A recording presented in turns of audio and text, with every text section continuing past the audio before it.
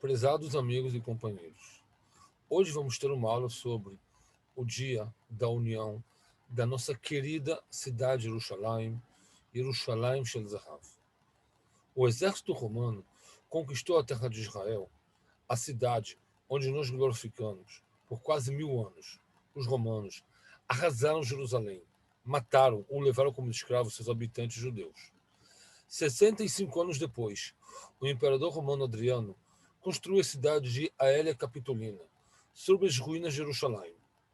Os únicos judeus autorizados a entrarem eram os escravos, e o nome Jerusalém, permaneceu apenas nos livros de oração, nos livros das Tfilot, dos quais nós pedimos a Deus 3 vezes por dia para que retornemos a Jerusalém, a cidade edificada.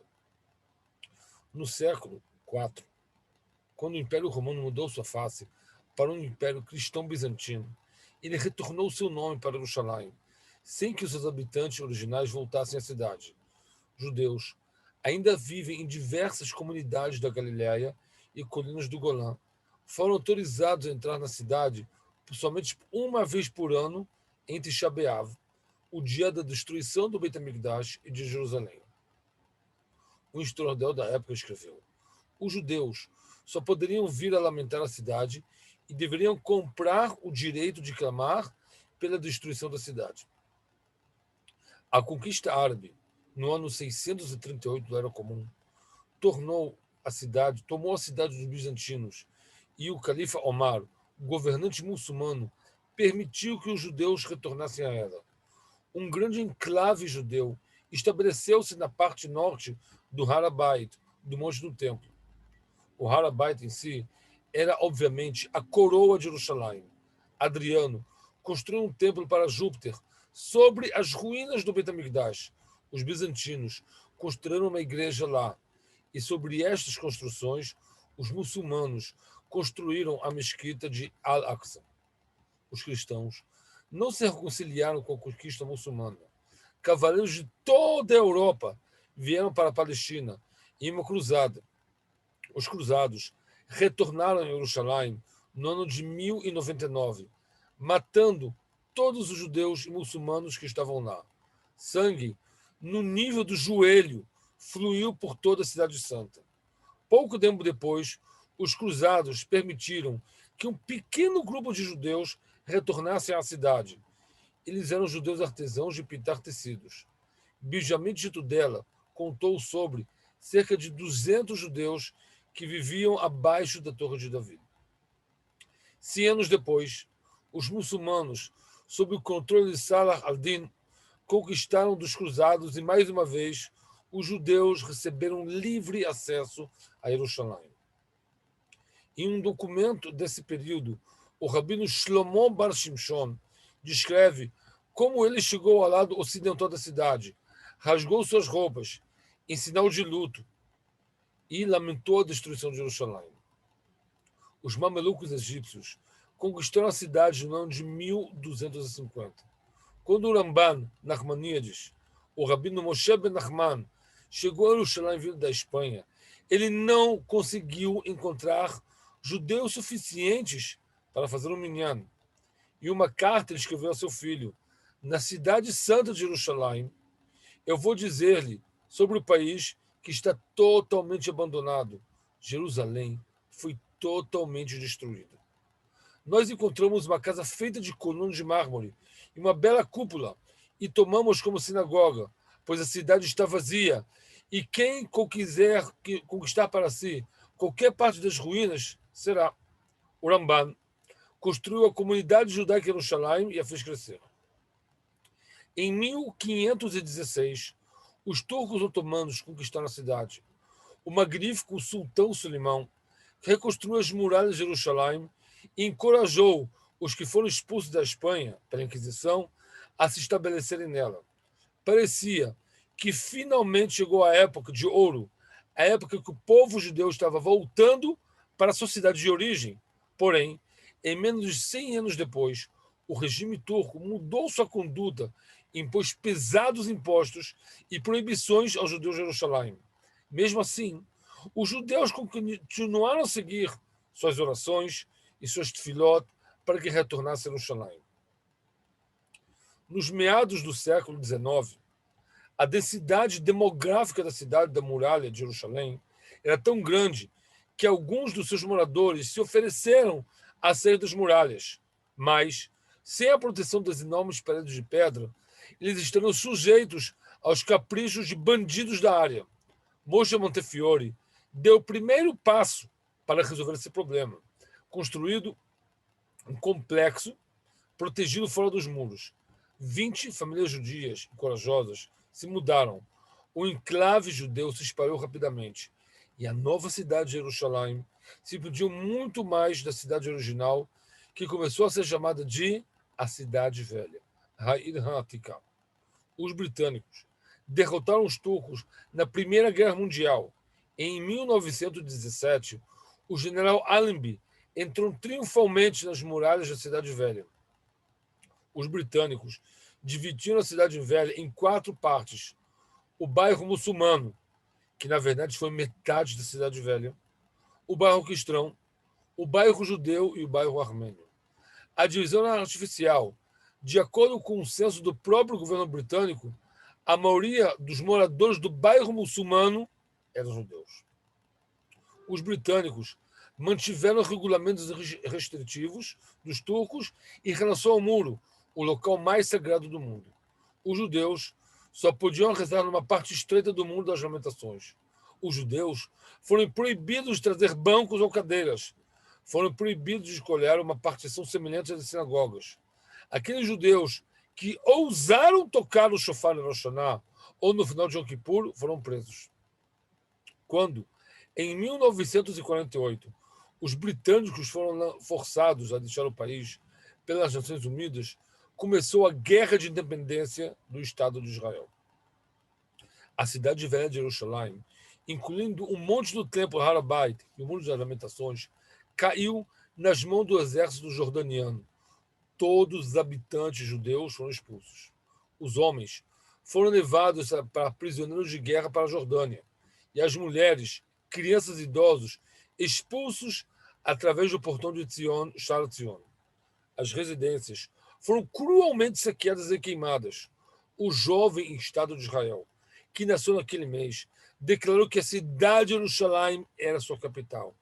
O primeiro-ministro de Israel declarou que era impossível avaliar, pesar ou expressar em palavras a importância de Jerusalém. Se o povo e a terra têm alma, disse ele, Jerusalém é a alma de Israel e do povo judeu. A nova cidade de Jerusalém tornou-se a residência tempestuosa das instituições governamentais, educacionais e culturais. Seu núcleo, a cidade muralhada, cercada por cercas de arame farpado, ameaçadoras, permaneceu fora de Israel. Por 19 anos, a verdadeira Jerusalém, cidade velha, permaneceu em nossas tefilot e sonhos, por estar na época no domínio muçulmano.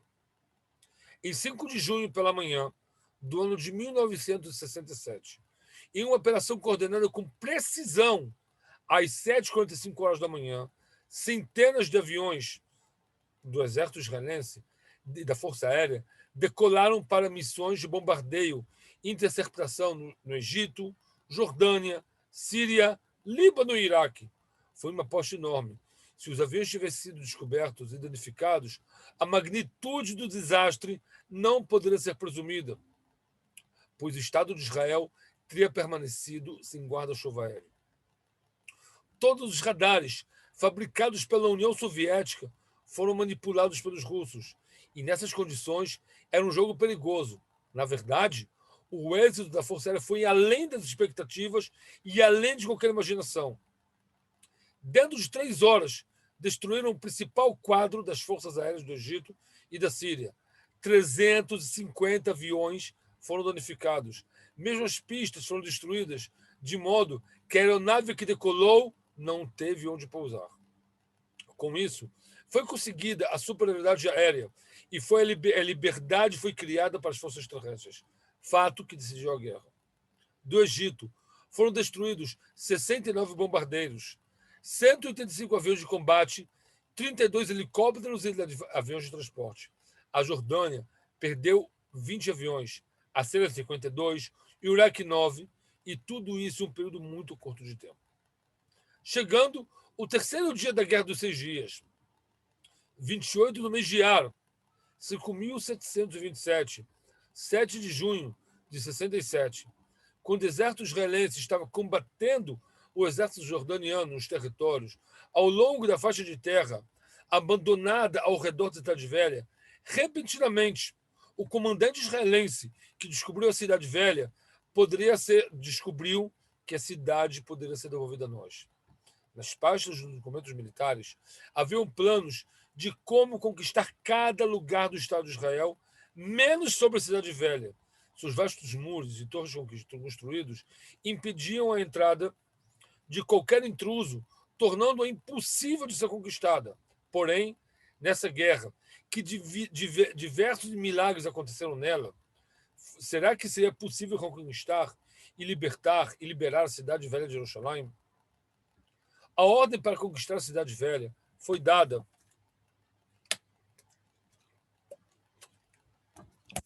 à Brigada 55 dos paraquedistas.